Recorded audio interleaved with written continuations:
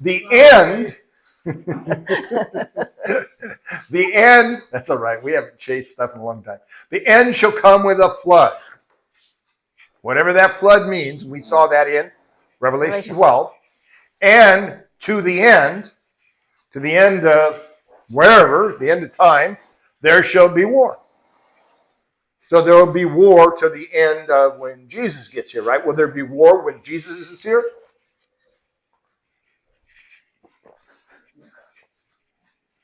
When he comes, yeah. At the end, isn't there? At the end, there's a war.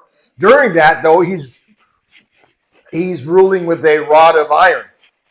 So I believe what it says, and I'm guessing, that the end here is the end of when Jesus is coming. The end of the sixth day. I could be wrong. And on the wing of abominations. So let's look at the wing of abomination. Since your little version, what did we say? We said this is B, didn't we? Okay, so let's go look at the Hebrew. Remember, Hebrew reads right to left. What verse was that? Okay, it's 24. All languages. 27. All languages are read for Israel. Yeah, we'll all speak Hebrew someday. Okay, now I'm going to speak the translated word as Strong's translates that word. So this is vahigvir. It makes, he will make strong a covenant with many. 1 week. Sabu is a week. Ihad is one. And half of the week he will let cease. He will let cease. Imperfect. Not he will make cease. He will let it cease. That's important. Didn't see that in the translation. He will let cease an offering sacrifice. So, if this is the Antichrist, can you ever imagine the Antichrist letting cease a sacrifice? I'm saying this is probably God. God will make a strong covenant language, only used between God and his people in the scriptures. I did find one spot where covenant is used for between men. With the many. Who are the many? And who is this 1 week? And half of the week he will let cease sacrifices. And it's important that you see that. Now, does yours imply that he will let cease? It says he will make. What does the NIV say? In the middle of the 7 weeks, he will put an end. He will put an end. But that's not what the Hebrew says. He will let cease. It's so weird because in mine it says Sabbat instead of Yazbit. As far as he will let cease, it says it's Sabbat, which means cease, or to cause to cease. Yasbit. That is the word. For Yasbit. some reason, mine has a different Sabbat. Yeah. Anyways. So he will let cease. So I'm not, it could be the Antichrist. I think it's God. Either way, he will let cease sacrifice offering. Mm-hmm. So what does it mean to let cease or make cease, as your NIV says, a sacrifice offering? It has to be there before it can end. Yeah, but what if this is God making a covenant, and then God will let cease a sacrifice and offering? How would you interpret that then? How do we sacrifice and offer to God today? Picking up her cross. Picking up our cross, putting his flesh to death, right? And maybe that's when What does he Satan say? is released for that short period of time.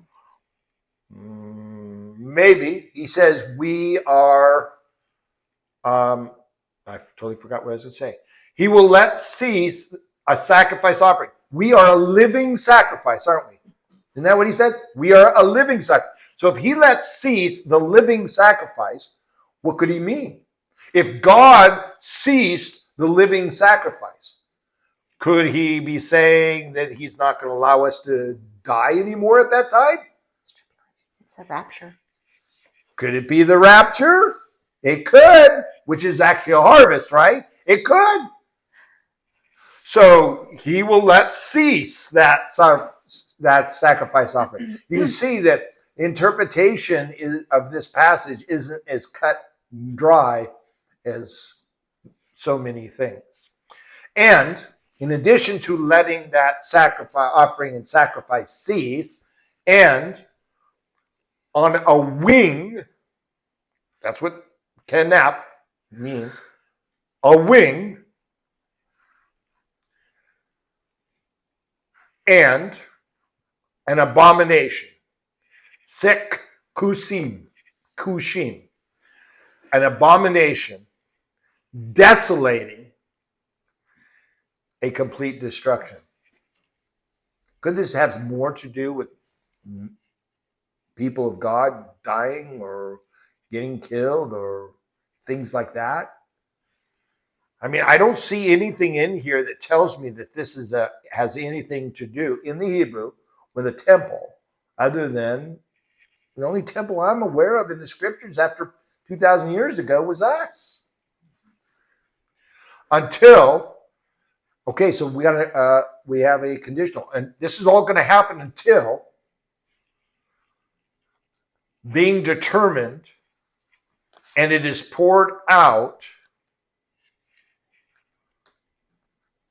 It or she is poured out upon the desolator. So what's the complete destruction poured out on the desolator? What did Jesus say is going to happen to the desolator? He's going to throw him into the pit, right? He said the man, he's going to, with the beast, remember the 4 beasts? When Jesus comes back, he's going to take that beast and throw him in the pit. Well, he's the desolator. The beast is the desolator. And complete destruction is coming to him. He's going to be thrown into the pit. That, to me, fits better than the traditional understanding. But I'm not going to tell you any of that's correct. I'm going to tell you is we've got to open our eyes and watch. Let's go back to Daniel. And where it says, and on the wing of abominations shall come one who makes desolate until the decreed end is poured out on the desolator. Whatever decreed. Now notice it's a decreed end. What does that mean? It means it's already determined. It's already been written. And that's what's written, right?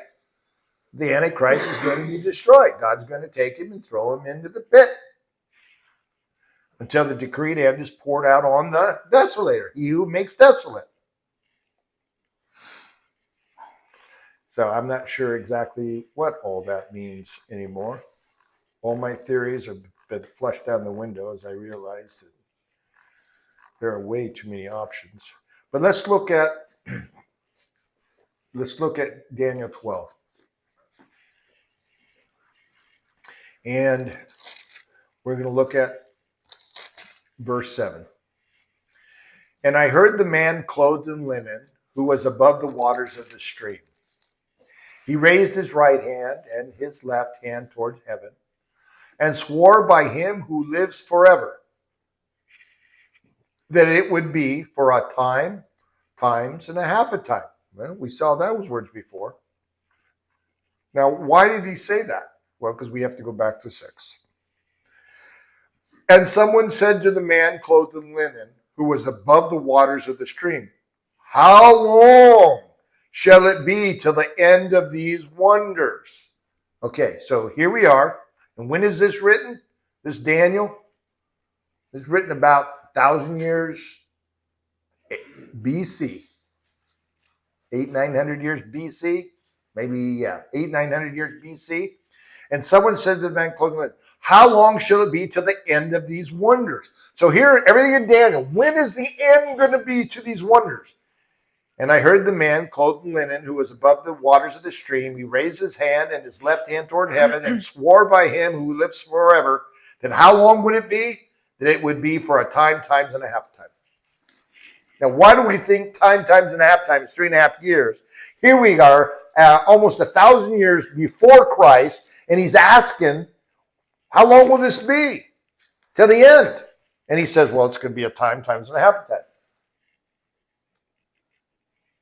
Now, time and a half time is approximately 3.5 years, right? If a time is an appointed time, we go from one appointed time to the next year's appointed time, that's 1 year. That's what we've usually interpreted this. So we say a time would be one appointed time, that's 1 year. Times would be 2 appointed times, and a half a time would be half. So hence we have 3.5 years. But we're not told what the appointed time frame is. What if that time frame is a jubilee? I'm confused. My math's not so good. You said time, that's a year, a time, and half a time. So 2.5 years. No, time and times, plural. Times. Okay. Yeah. Okay. I didn't say the S loud enough. Your math's I good. can't see from here very Yeah. well either. So people will, proper is to say that's 1 year, 2 years and a half year. And I'm not saying they're wrong, but I just read where Daniel asked, how long before this is completed? How long shall it be till the end of these wonders? Yes. And it's also referring to the end of Daniel 11 because there's not really a break there. No, yeah, there's no break. Everything in head. Everything in Daniel. Where it starts out, Daniel 12 says, at that time shall arise Michael. Well, that's where you go back to the end of Daniel 11. It's all one. Yeah, Together. yeah. So how long to the end of these wonders? So I don't think we've got these times right here dialed correctly. I don't know. But he does say that. How long shall it be to the end of these wonders? And he swore by him that it would be for a time, times and a half a time. And that when the shattering of the powers of the holy people, here's the end, comes to an end, all these things would be finished. So now we got the end. So we're talking approximately 1,000 years before Christ, and we're going to go all the way till the end of the shattering of the holy people. And we learned in Revelation 12 that the desolator is going to come and attack those who have the testimony of Jesus Christ. Okay, so it doesn't fit. Don't. It does, though, because towards the end of Daniel 11, there's the king of the north, and he goes and he attacks the king of the south, and the king of the south comes up, and this is all referring to one person. Oh yeah, referring to how long those events. So this battle in the tribulation that goes on just continues into 12:1, and that's the time that's being referred to. At that time shall arise Michael, the great prince, and there shall be time of trouble. They're all together. Okay, so you're saying that could be 3.5 years. Or it could be 3.5 days. Or it could be 3,500 years. A day is like 1,000 years, 1,000 years like a day. Or it could be 3.5 jubilees. But is that referring to the battle of Armageddon with? Yeah, the Battle of Armageddon, best I can interpret, happens at the end of the 7th day. And then it's 3.5 years from the end of that point. Yeah, see, God purposely did something. Well, He made this very difficult for us to understand. On purpose. yeah, Because he decreed that those who walk in the darkness and not the light will be surprised. And those that walk in the light will not be surprised by it. Required to hunger and thirst for righteousness. It requires us that we hunger and thirst after righteousness. That's right. Spoken parables too when he was Yeah. And he did it on purpose. So, but let's read a little bit more. And that when the shattering of the power of the holy people comes to an end. So who are the holy people who has this power. That's us. The shattering of us, of the holy people, comes to an end. And we were told that, in Revelation 12, that Satan's coming after us. All these things would be finished. I heard, but I did not understand. Yeah, well, we still don't understand, Daniel. Then I said, Lord, what shall be the outcome of these things? So he asked him. He's got God's eye here, right there. And he said, go your way, Daniel. I'm not telling you. For the words are shut up and sealed until the time of the end. Many shall purify themselves. That's what we're doing. Make themselves white. That's those that are still getting saved. And be refined. But the wicked shall act wickedly, and none of the wicked shall understand. There we're told the same thing. And there's the wicked and the righteous.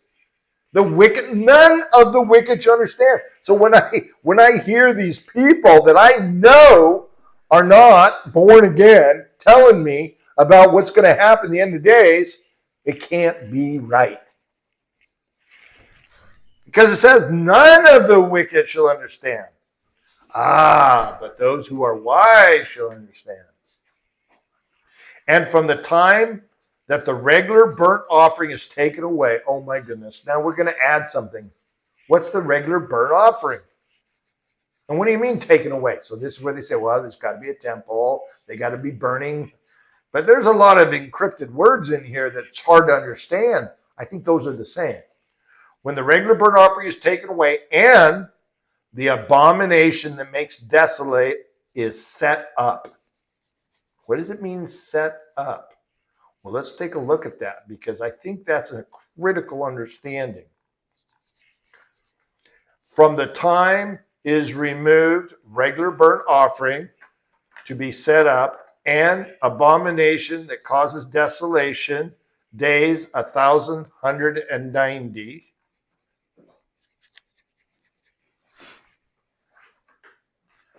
Where is that? Well, there's other places referring to him standing in the holy place. The abomination that makes desolate is set up.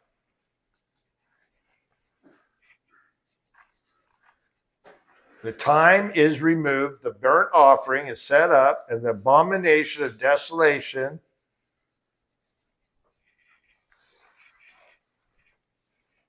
from the time is removed, the burnt offering is set up, and the abomination, there will be 292 days, 1,000. Yeah. See, I find it, even this interpretation here, I'm not sure I like it. I don't understand the Hebrew interpretation. Go your way to the end, you shall rest, and you shall stand your allotted place at the end of days. Go your way. Daniel, I'm not going to tell you. But I am going to tell you there shall be 1,290 days, and blessed is he who waits and arrives at the 1,335 days. Well, there's 1,290 days. What's going to happen these other 45 days? He's released for a little while. Is that he's only released for 45 days? I don't know. I wish I could tell you. There was a time I would tell you exactly what this meant, because that's what everybody said. That's what it meant. But I don't believe that anymore. I just don't believe it, because what does it say here? And none of the wicked shall understand. None. And there's only the righteous, and everybody else is wicked. None of the wicked will understand. But those who are wise, they'll understand. And what is wisdom, according to God? Knowledge. Pardon? The application of knowledge? Yeah, the application of truth. Not knowledge, because you can have knowledge that's not true, right?